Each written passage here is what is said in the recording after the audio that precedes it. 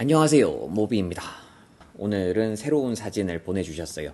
지난 시간에 제가 첫인상을 같이 느끼기 위해서 저도 사진을 같이 처음 봤다고 말씀을 드리고 진행을 했었는데요. 오늘 보내주신 사진들은 제가 먼저 조금 봤고요. 이 사진들을 가지고 어떤 이야기를 해야 될지 조금 생각을 미리 해놨습니다. 가볼까요? 자, 사진들을 조금 봅시다. 예수가 태어나는 장면을 이렇게 재현해 놓은 것 같고, 뒤에 있는 트리를 보니까 아마 크리스마스가 가까웠거나 최소 겨울에 찍으신 사진 같아요. 사진 보시면은 여기 가운데가 밝잖아요.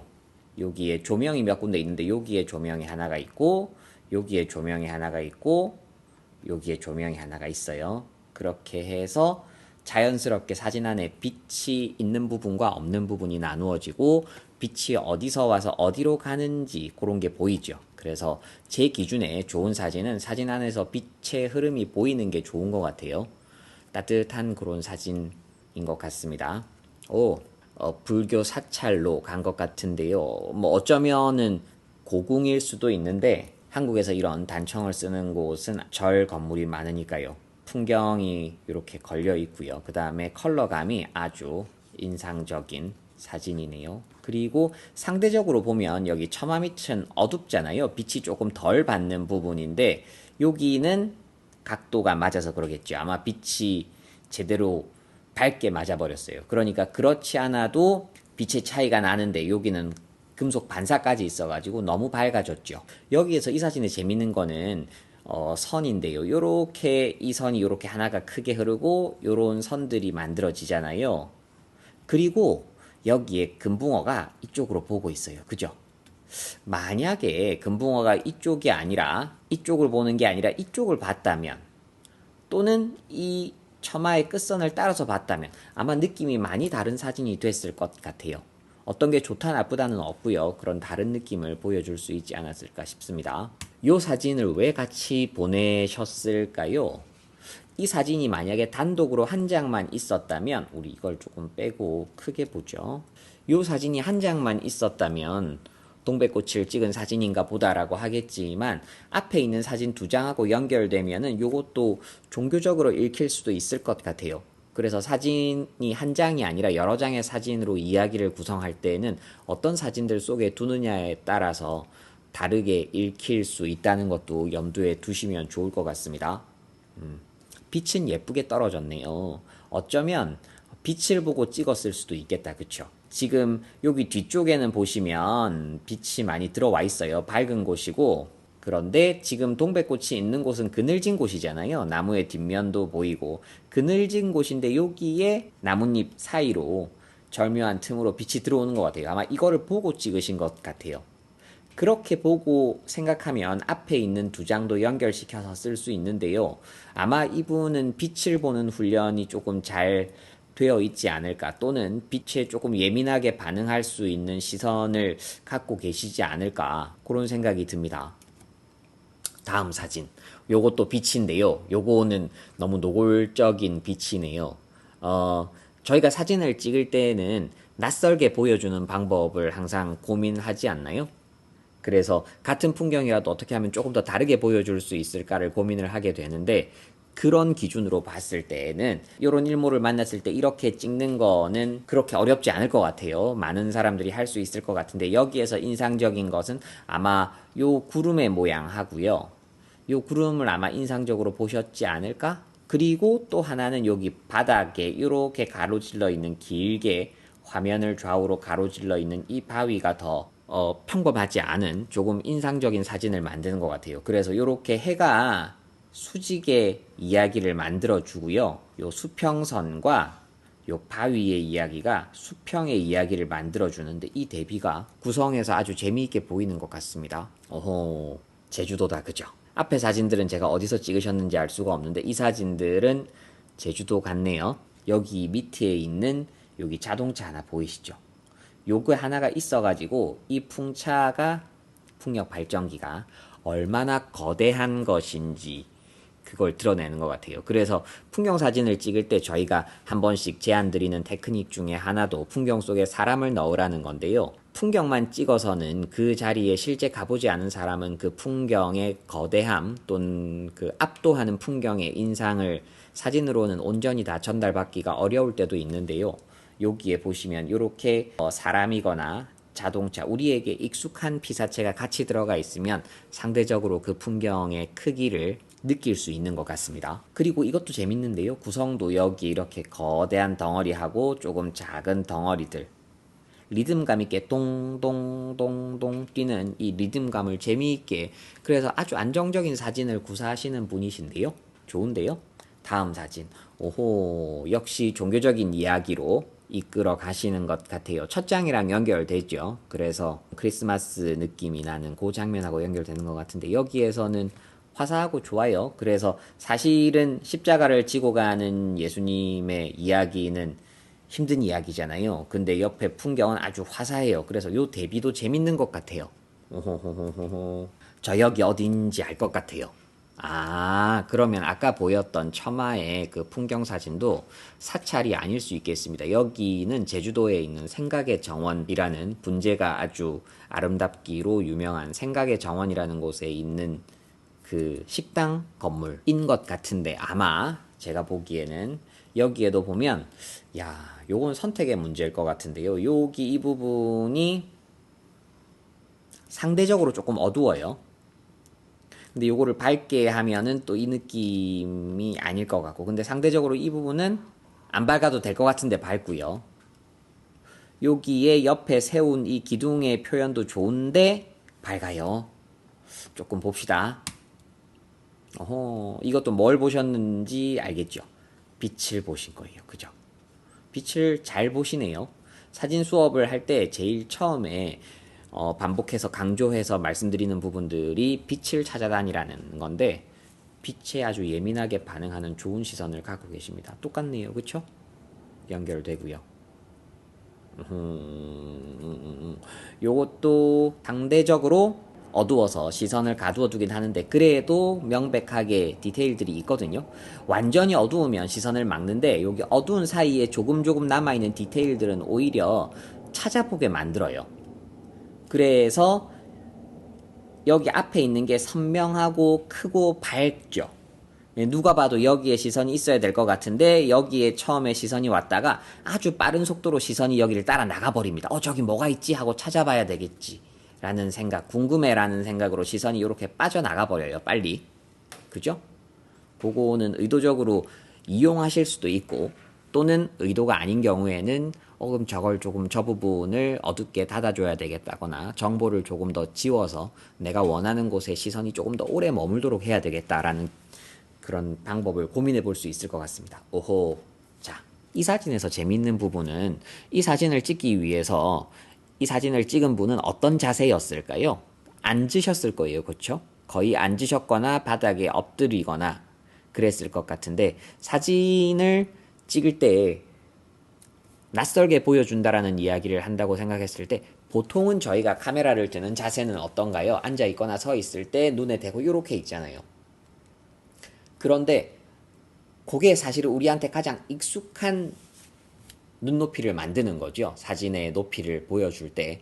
그래서 사진을 다르게 보여주기 위해서 여러 가지 방법을 쓸 수 있는데, 이 사진에서 예를 볼 수 있는 건 아주 간단하게 카메라의 높이를 바꿔주는 겁니다.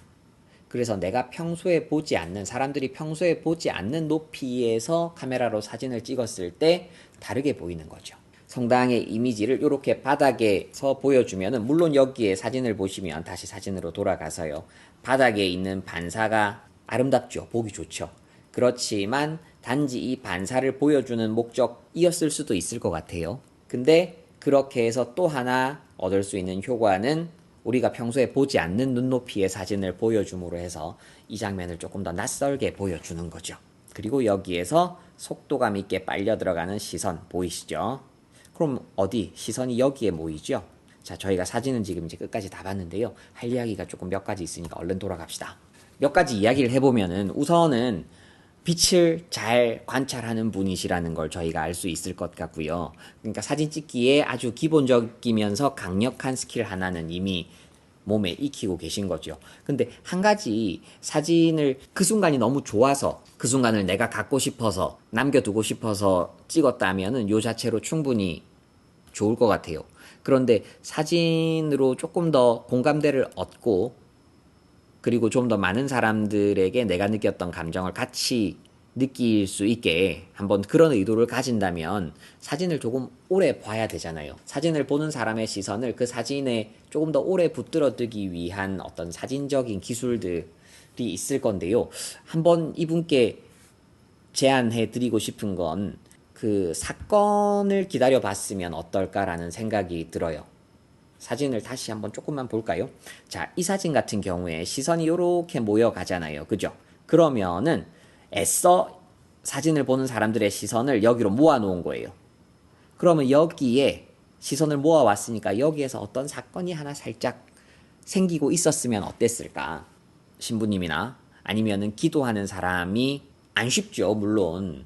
그런데 그 순간을 기다려 볼 수 있었다면 또는 여기에 뭐 사람이 지나간다거나 물론 이 공간 자체를 이렇게 성스러운 공간의 느낌으로 보여주려고 했다면 이 사진으로 끝난 거겠지만 그냥 사진만 놓고 이야기했을 때는 그런 사건을 조금 더 기다려 봤으면 어땠을까라는 생각이 듭니다. 이게 다른 사진에서도 비슷한 인상을 조금 받았는데요.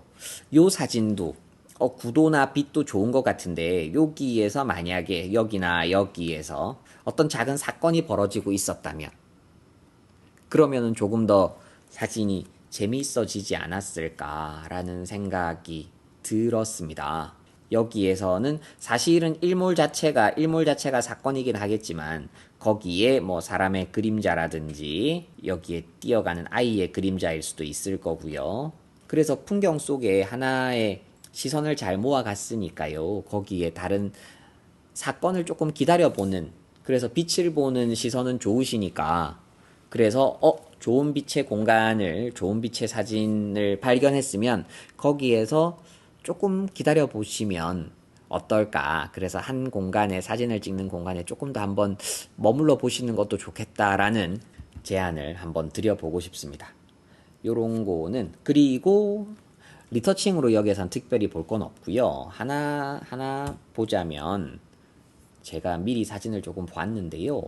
요게 이 사진 같은 경우 빛이 어떻게 흘러갔는지를 저희가 조금 더 극단적으로 보려면 컨트라스트를 높이거나 사진을 최종적으로 이렇게 만들어내겠다는 게 아니고요. 그냥 빛이 흘러간 거를 조금 더 쉽게 보려고 하면 이렇게 하면은 빛이 조금 더 있는 부분과 없는 부분이 극적으로 비교가 돼서 보이죠. 이 사진이 좋다는 거 아니에요. 그런데 이렇게 하면은 조금 더 빛이 쉽게 보이니까 참고용으로 이렇게 보자고 말씀을 드리는 거고요. 그 다음에 또 하나 이분이 보내주신 사진들 중에서 몇 개를 모아봅시다.